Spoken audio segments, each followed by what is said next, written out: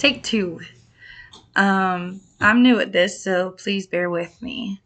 I think I'm going to call this series, I just had it a second ago, but I think I'm going to call this series How to Be Truthful When It Could Be the End of Everything. Um, because when you get to such a place of survival mode, you can't hear anyone else. You can't feel anyone else. You can't afford to. And this happens so early on in your life that you don't remember making this vow to yourself that you will never let anyone in, that you will never get hurt again, you will never be that vulnerable again, you will never trust again. When we make these vows to ourselves, it's usually when we're young or usually when we take a blow we didn't expect. In my life, from a very young age, was exactly those two things in a very unstable environment. My dad grew up with my grandpa being a POW from war who drank himself to death, and my grandmother, with both of them dying of cancer. My dad watched both of these people die very, very early in his life. And me and my sister were both born in the months that they were both born and died, on the opposite. So my grandmother's birthday I was born on, and my sister was born on her death. And next to my grandfather's birthday, he was in February and he died in March. So they were backwards, their death dates, and very close to mine. And my grandmother's birthday, it was actually March 18th. And I've always felt close to her. My dad said I actually looked a lot like her when I was very, very young. And as I've grown older, I remember seeing her pictures, and I do believe I'm a true mix of the two, them and my mother. I look a lot like my mother. That was a really hard thing to face as well, because I look like my mother and I miss her. Um, I realized that my mother was just like me, but instead of one baby, she had two. She grew up in a family that her dad died when she was 14, and everyone else was either way older than her or younger than her. They didn't grow up with much money, but they were happy. But I think my mom had problems like I do. And when she watched her dad die at 14 of heart attack, I think it broke my mom. And she was never able to trust fully anyone or let anyone in because of that heartbreak. My mother was one of the truest loving people that you will ever meet, and I actually ended up giving her eulogy, which was something I never expected I would do. I love my mother. She was a complicated woman. She was two people. She was this fierce, loving mother, protector, over everything. And then there was the woman inside, the young girl inside that battled gambling addictions and impulse control issues. And no one ever seen past that with her. So I was born into two worlds, both explosive and lonely and isolated. I spent either my time in hospitals or alone at home. I was very isolated from a very young age all the way up until once I had my asthma was cleared up, then no one came around because no one needed to care about me anymore. So people would just randomly check in on me. And that was the worst thing that could ever happen to me. So then I grew up bitter and angry and hateful, and then I would want love. I would want these things, but when it got too close, when it became too real, when it came time to committing, I'd back out until the man I'm married to. And the way I back out on those past relationships was not right in any way. And I will be the first to say that I destroyed every relationship I've ever been in. I was the one who hit the button because I didn't feel worthy of love. I didn't feel worthy of why anyone would love me or why I even had any value. The only thing I was good at was working. I couldn't do math. I couldn't read. I couldn't count. Like, I had very bare minimal skills. And you add that to being alone and then having a daughter, it makes for a very dangerous combination of wills inside of yourself, the will of a mother. And I've always put my daughter first, always the first person I've ever put before myself, even at the sake of myself. And this is my story of how God showed me that the reason why He kept bringing me to different passages of the 40 days in the wilderness, or the 40 years the Israelites walked, was because it takes 40 years for Him to test your heart, to test it and see um, if you truly love and value and want a relationship with Him, and the responsibilities and the laws that go along with that, because it's not just for you and your family, it's for everyone else and everyone else's family.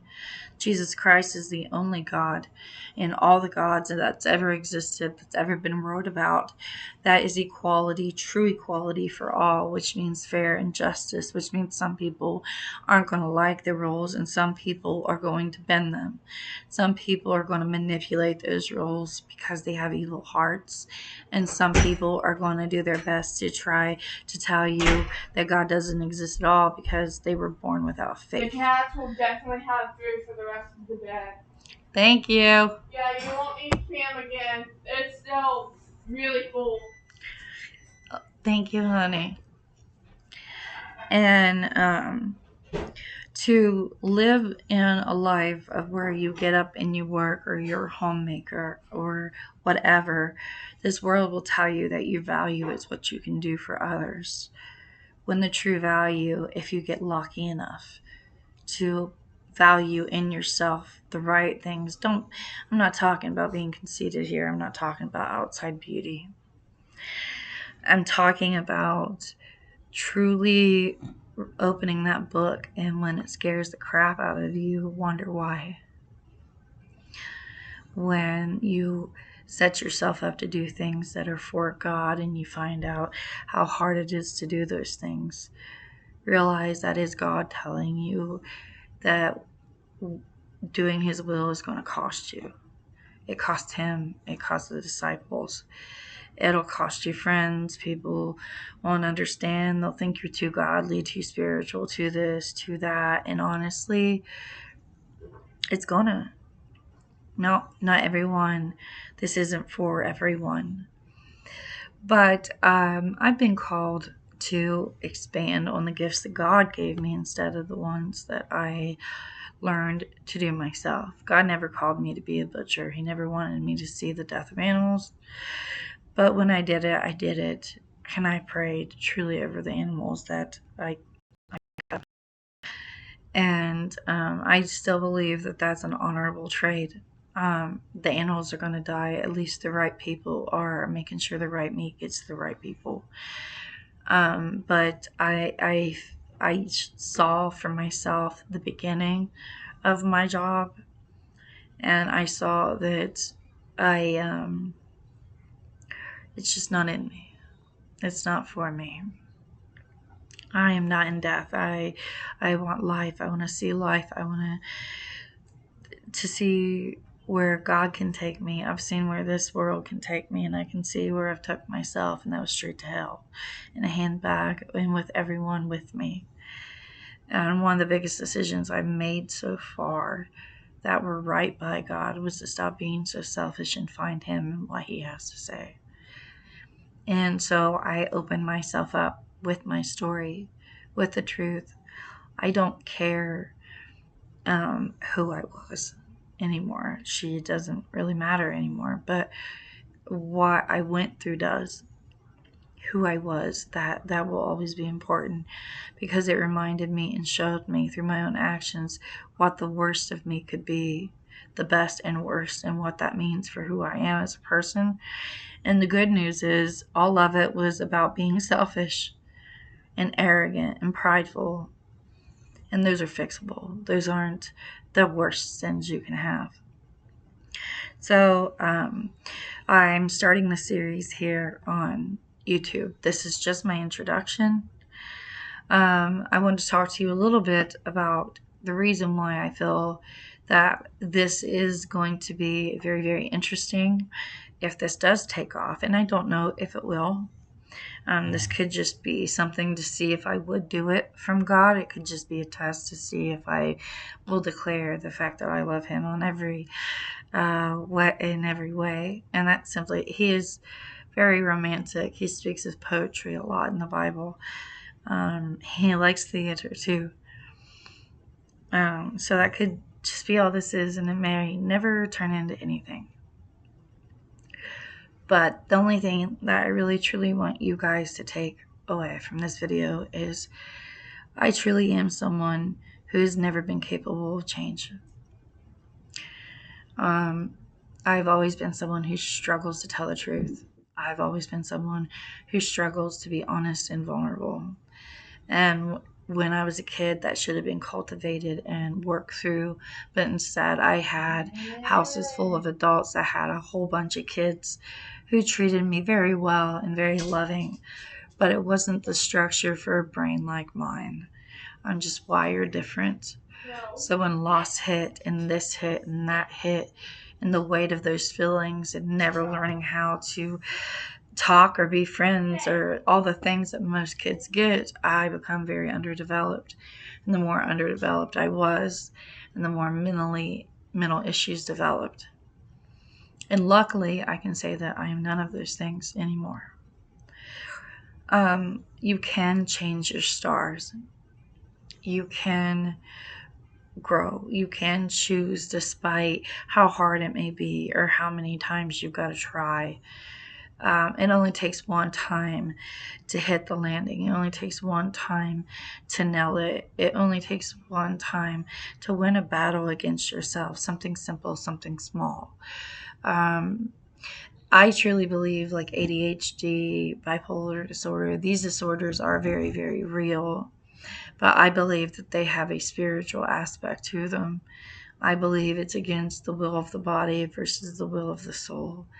And I believe that if you don't have anything that matters to you, or if you're so afraid to let anything matter to you, that you won't let your survival instincts won't allow it. It won't feel safe enough to grow. It won't feel safe enough to change. It won't even feel safe enough to be honest about it not being in danger anymore. Like, it takes years to work through these things. So, how I found God, or how God used these how God used these weaknesses to show me that I was the soul and the flesh was the flesh, was because I was acting out of that flesh, which means I had the choice to change those behaviors. So the first one, since we get, I think, an hour on these things or close to it, I'm not really sure how long this will be. But one of the very first things I wrote about when I was learning about the Bible was about the fruits, like I said, of the Spirit. And here are the fruits of the Spirit. You have goodness, faithfulness, gentleness, self-control, and love, peace, patience, and kindness. Now, this is how you check to see how many fruits of God you have and if they're well tended. Goodness is living a life of moral excellence and doing what is right. Faithfulness is being loyal and trustworthy. Oh, I didn't have that one because I wasn't doing it.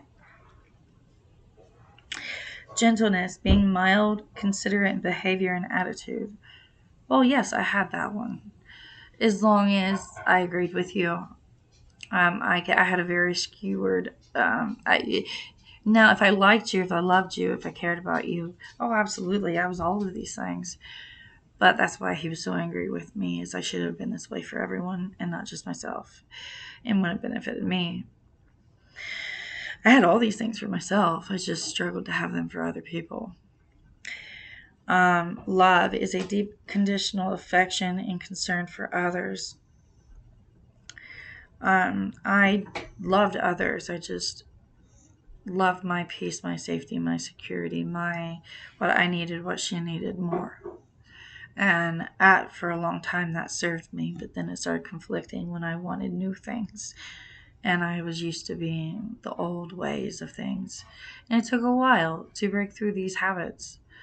Another one was joy, a deep-seated happiness. Deep-seated happiness. I hadn't felt that one in a very long time. I was very all over the place, like a bipolar person would be, like I thought I was. Contentment. That it means that is happiness that transcends all circumstances. That joy that um, joy is a deep sense of deep-seated happiness and content that transcends circumstances. Sometimes, especially at the beginning of this, my handwriting was not the best. Peace is a calm sense of tranquility, even in the midst of conflict, which the minute conflict would arise, I no longer had peace. I would be fearful of the worst case scenario. Patience, the ability to endure hardships without delay or becoming angry or upset. I definitely did not have that one. If not, I had very low levels of these things. Kindness, being thoughtful and considerate towards others. Now, of course, absolutely, I was a very kind person. I've never been a cruel person. And I've always been able to do this in all these areas for people that that were passing by. But I couldn't do it for long term because that would cause more investment and more time. And I felt that the more time I invested, the harder it would hurt. And again, these are just things that I have uncovered as I've been on this journey. These were not things that I was self aware of at the time.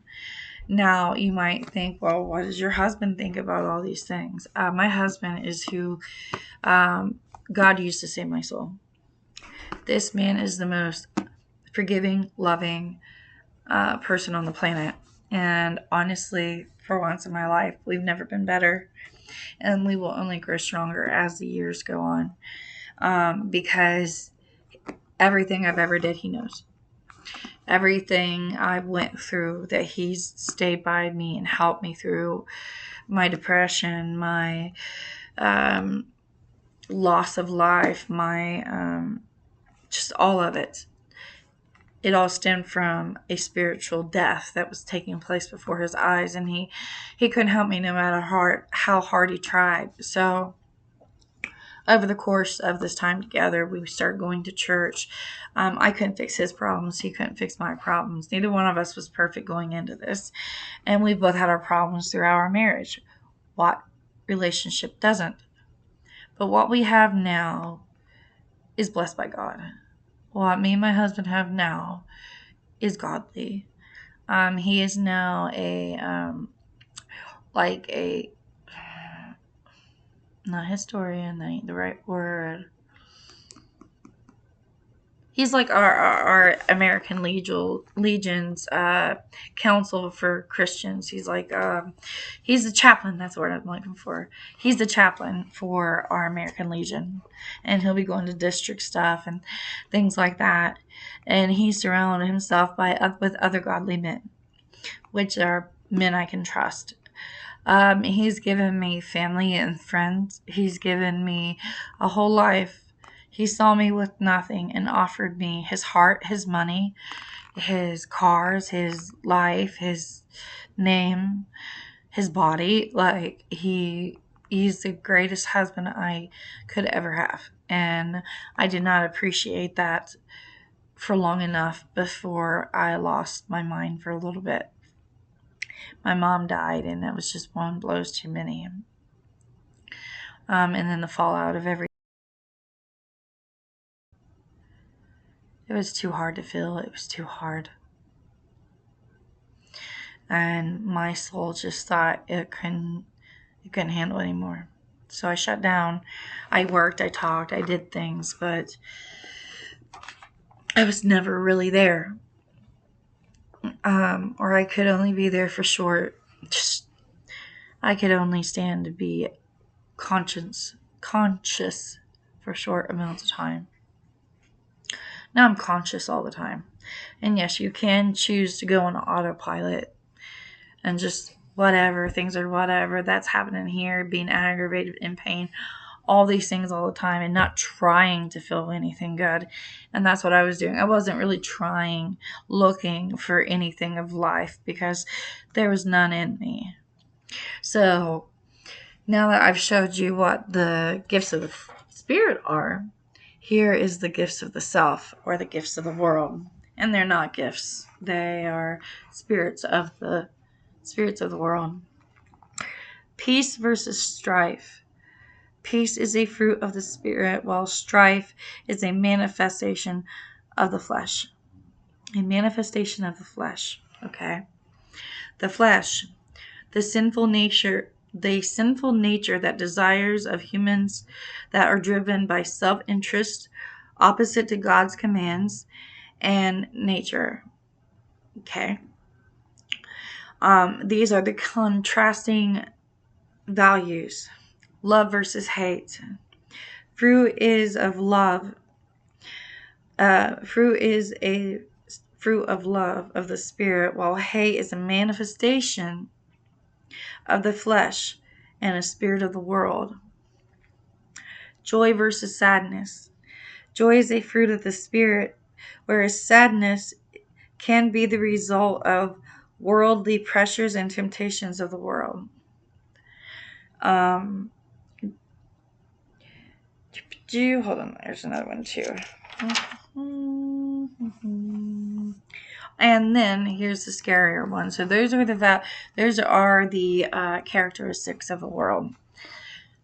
Okay, now here's the 7 deadly sins of the world, and you tell me if there's not a correlation between what we are experiencing to what could possibly be playing a role. I'm no doctor. I'm going to say that now. I have no credits. Do not take any medical advice off of me. Do not stop or start any medications because of anything that I've said. I am only telling you that I was misdiagnosed with these things, and I did not need the medicine anymore once I figured out what my problem was. So if you have these disorders, of course, stay with your doctor. Of course, do what you're supposed to. Of course, take your medications. Absolutely, mental health. There are a million different tools out there, and if I have a couple of medicines that I take for the water from my surgery on my knee. Medicine is medicine. That's not what I'm saying. I'm saying I had a spiritual issue. And not everyone, I don't think, does. I don't think not everyone has the same spiritual issues that I have. I think some people have moral issues. Some people are going to have money issues. Everyone's going to have different things depending on what they are tempted by. And not everything is in itself evil that you could be tempted by. It's what it becomes when it becomes an idol for you, when it becomes an escape for you. All of these things. So here are the 7 deadly sins, and here's why I believe that these are correlated. The 7 deadly sins. Hold on. Can't. Now I gotta find it.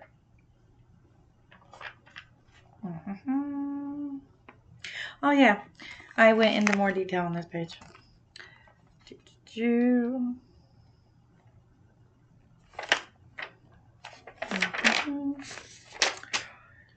Okay, so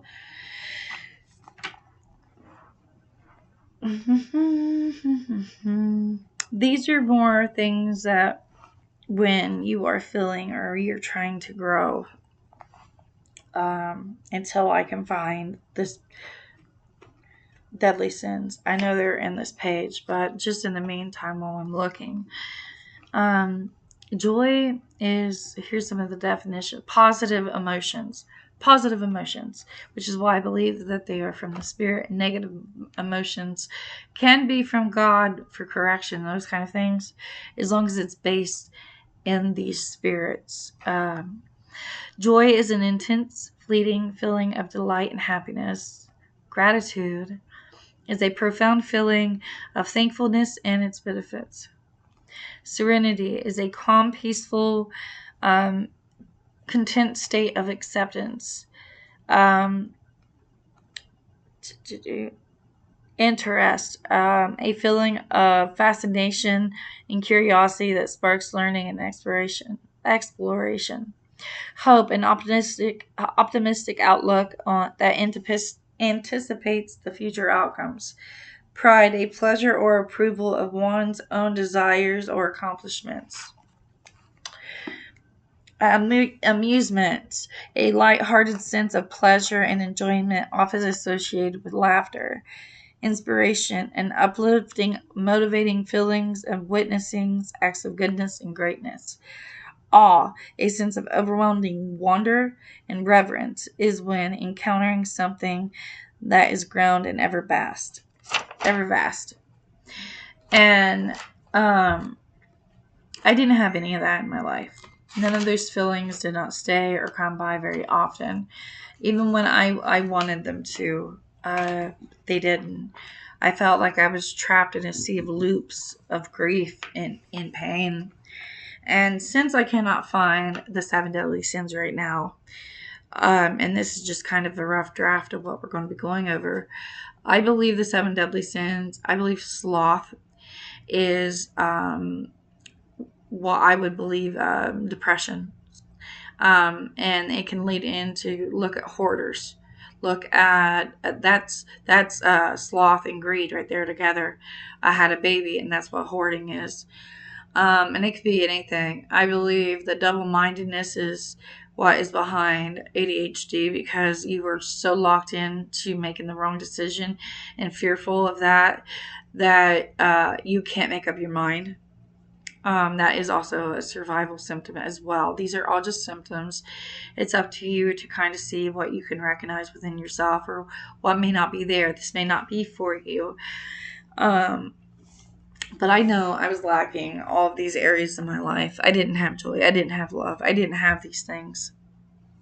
I mean, I had them. I had all of these things in my life, but I couldn't feel them. And I felt like I was going insane. I wanted to feel, the only thing I could ever really feel was fear. And I was driven by it. I was driven by, what if I can't fix this? What if this? What if he leaves? What if she hates me? What if she moves out and never comes back? What if? So I was committing one of the greatest sins against God, which is what he tells you. Why worry? You know, if you truly have faith in me, why are you this worried? Why won't you get help? Why won't you seek out things that you need from doctors, which I had to go through certain kinds of counseling for certain kinds of things. I had to be put on antidepressants for a little while, which I'm not on anymore because I did have a hormone imbalance. God gives us wisdom and knowledge, and when we know something isn't right, He gives us a natural instinct to know what that is. And one of the very times I trusted my instincts the most was when my daughter was born. I knew she had a couple things wrong with her, and people kept telling me that, oh no, she's just little. Oh no, all babies look like that. No, she had jaundice. She had to stay under a light lamp. A couple days after she came home, she turned jaundice, and we had to keep her under lights. I said she was allergic to the formula, and she was. I said she was choking on it, like it was balling up in her throat. She could not process it. That there was something in her throat obstructing her voice, and or obstructing her airway, and there's afterbirth down in her throat. So I knew right away with my daughter I could trust my instincts. So God used the gift that He gave me, which was her, after I lost my sons, to show me that there was one living prayer that I knew for a fact He answered, because He told me one time, He whispered it to me, that if He gave me what I wanted, because I prayed it all the time, if He gave me that little girl I saw when I bled out, that I would never have another child. That she would be fine. She would be the only one I had. That I would give her back to Him. That I would tell her about Him.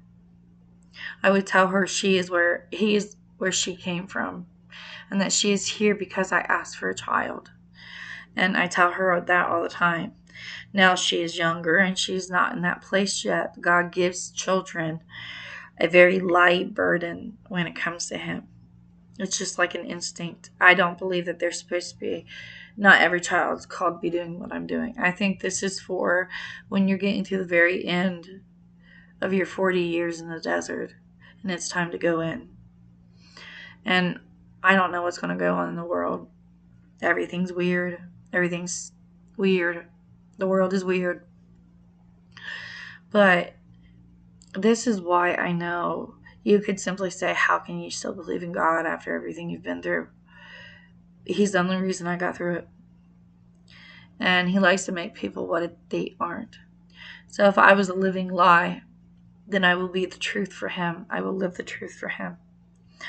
I was meek and afraid of conflict, and now I'm bold in the pursuit of righteousness for righteousness' sake. I want love and passion and kindness for others. I want to be a good daughter. I want to be a good wife. I want to be a godly daughter, a godly wife, a godly mother. I want who he made me become, who he helped me become through my faith, that I could become it when I had no faith in anything. Like, literally, this was a last resort, that I really hadn't went insane and that he really was there. So I want to read from the book of Joel just for a second. And this is why I believe we may be at the times that we are. Because honestly, with the way things are lining up, with everything they're finding about Jesus, the time frame, the fact that what year we're in, the different calendars, all these things, I'm not so sure that we're not close to the end. I don't know when that would be, but I feel we're heading for the tribulation with everything and everyone doing everything that everyone's doing with electronics and buildings and places in other countries. It's all in this Bible, every bit of it, down to the latter. The only things that are left is what he said he would do in the last days, which is he would pour out his spirit upon the earth. And now we're having these solar storms, and rainbows are popping up everywhere, which is like in the days of Noah. But that wasn't the only thing that was going on in the days of Noah. Very little of God's remnant was left, which was Noah's family. But also, it would be a time of hope for those who were watching for him, and a time of dismay and chaos and pain for those who refused to listen to him. And this is why this was one of the most powerful books I've ever read in the Bible. Joel, where are you at? Amos is another good read. Obadiah is another good read about the end, or about these times that we're living in. But I've read those ones a couple of times. Hosea is another really good one about these kind of times. Daniel, I absolutely love Daniel. I've read Daniel several times. But Joel, it opens with this. Like, and I spent days in Joel. Days. Unlike many prophetic books, the subscriptions of the Book of Joel that contains no historical data mentioning any reign or particular king, nor is there any mention of the prophet for the rest of the Old Testament. Furthermore, there are a few hints in the text to its date, as the first part of the book describes ecological crises, where the remainder of the work provides a few references to historical situations in Israel or in neighboring states. Thus, this book has been notoriously difficult to date, and opinions greatly vary, ranging from the 9th century BC before Christ to the post-textual period as the late BC before Christ. Sorry about that. The first part of the book lacks any reference to a king, and frequently statements about priests that appear to describe a active temple of worship. And the second part of the book appears to contain the references to the fall of Judah, the Jewish diaspora, and the return of the exiles, which suggests that the post-textual time period. There is also no references to Samaria or the Northern Kingdom, which fell in 722 BC. Moreover, references to the Greeks and to the citing in the earlier prophetic literature in Isaiah, um, and in the citation of Joel. And it goes on to say a whole bunch more. That the whole point is they cannot. You can find references to Joel in Isaiah. You can find references to Joel in other parts of the Bible around the time that Joel would be being wrote. But they're not sure when it was made for or what time. Um, and this is exactly, I think it's Joel. Yeah. Okay. So the word of the Lord that came to Joel, the son of Pethuel. Hear this, you elders. Listen, all you who live in the land. Has anything like this ever happened in your days, or in the days of your ancestors? So at least much time has been by to be called ancestors. Ancestors are very distant into the past. Have Has anything like this ever happened in your days, or in the days of your ancestors? Tell it to your children. Let your children tell it to their children, and their children to the next generation. What locusts of swarm have left, the great locusts have eaten. What the great locusts have left, the young locusts have eaten. What the young locusts have left, the other locusts have eaten. Wake up, you drunkards, and weep. Wake all you drinkers of wine. Well, because of the new wine, for it has been snatched from your lips. A nation has invaded my land, a mighty army without number. The teeth of a lion, the fangs of a lioness. It laid to waste my vines. It ruined my fig trees. It has stripped them off their bark and threw away their branches of white. Mourn like a virgin in sackcloth, grieving your betrothal of her youth. Grain offerings and drink offerings to cut from the house of the Lord. The priests are in mourning. There's ministers before the Lord. The fields are ruined. The ground is dried up.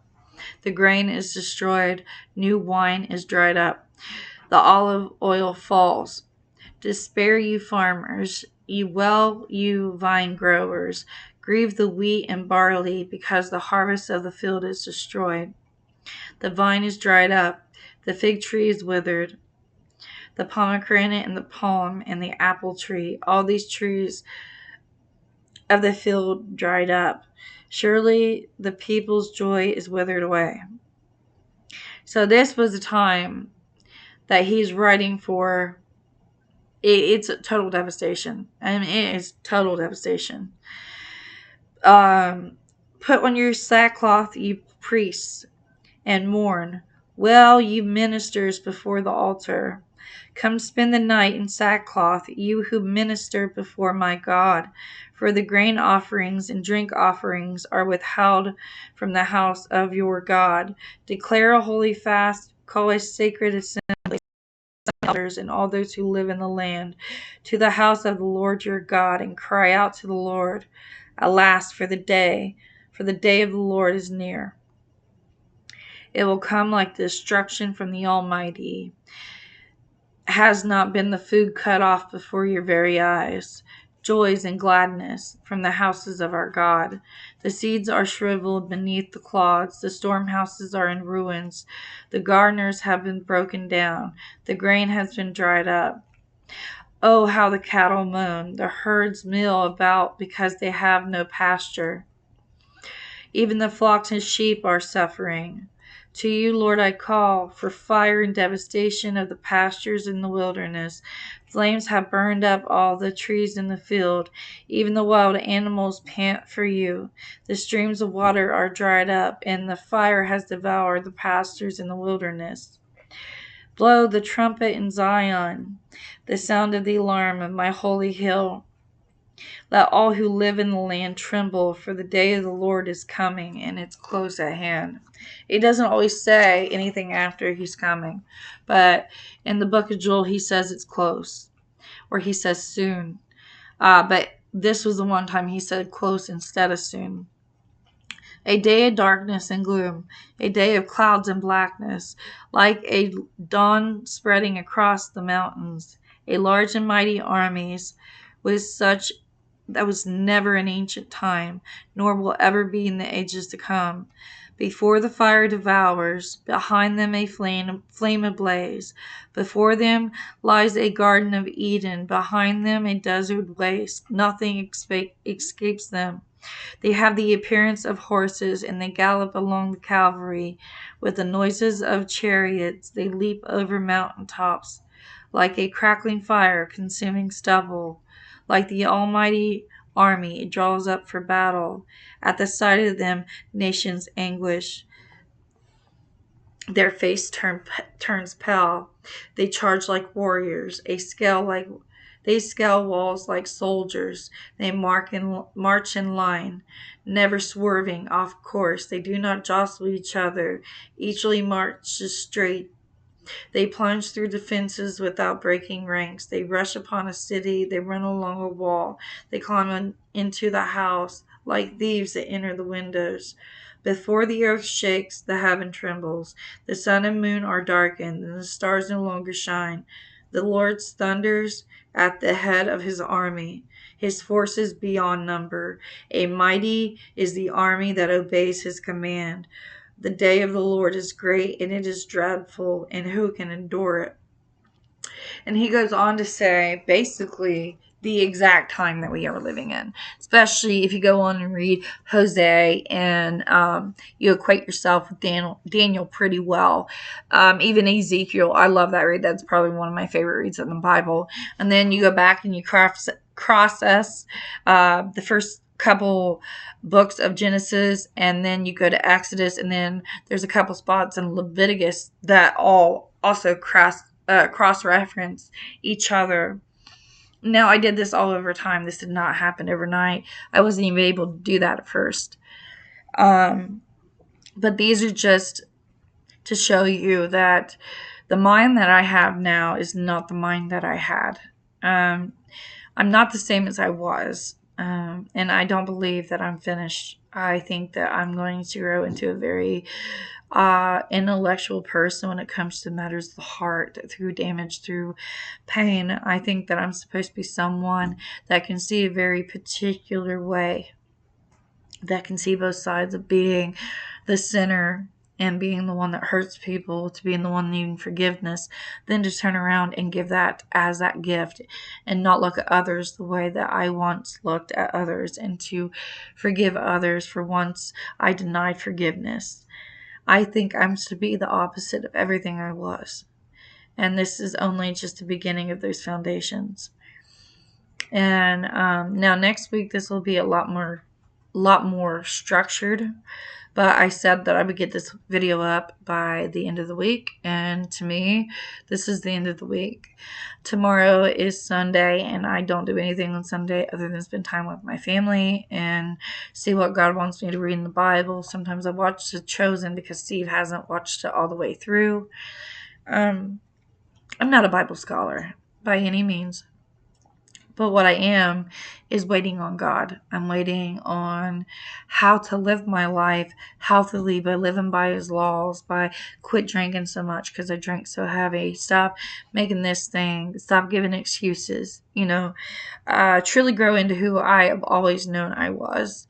And to finally be respectable and to go all in one more time now that the situations have changed and things aren't that way anymore, and that it's safe for me to come out and be this person again. So I'm going to be sharing this on Facebook. Now, next week's structure is I'm going to start out in the probably Corinth, probably the letters to Corinth. I think I'm going to start with Paul. I'm infatuated with the way he writes. It's so inquisitive, and I can actually hear his demeanor. He's one of the few ones that I've read his words so much that I can kind of pick up on what kind of rhythm and tone he has. He's very serious, but he speaks very plainly because he knows that those who he is speaking to can get confused quite easily. He's one of the easier books that I learned to read.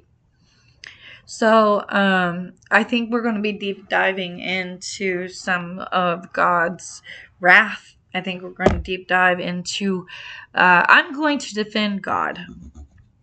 I'm going to defend him. I'm going to show you through my own experiences and things in the Bible, maybe a different view about God. Maybe it's always been about how hard we've made it on him, and that it's always been him who's been here, and that we all come standard equipped with his voice. And I'm going to teach you to learn to recognize it, how I've learned to recognize it, because he's there and he's waiting. If you want to come along the ride with me and my baby right here. Bye bye. She's so pretty. I love her to death. Okay, so next week I believe that we are going to be jumping into, like I said, let me make sure I got the right book. Yeah, we're going to read the books of John. We're going to start in the books of John. In my book, it is 200 or 2208 in the New Testament. I'm sure they'll be a little bit different, and we're just going to start right at the beginning. So next week we're going to be doing the books of John the Baptist. And if you want to follow along, it'll be next Saturday at 7 p.m. No, I'm kidding.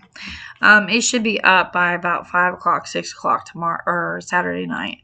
But yeah, I will see you next week as we discover why God is so, so beautiful.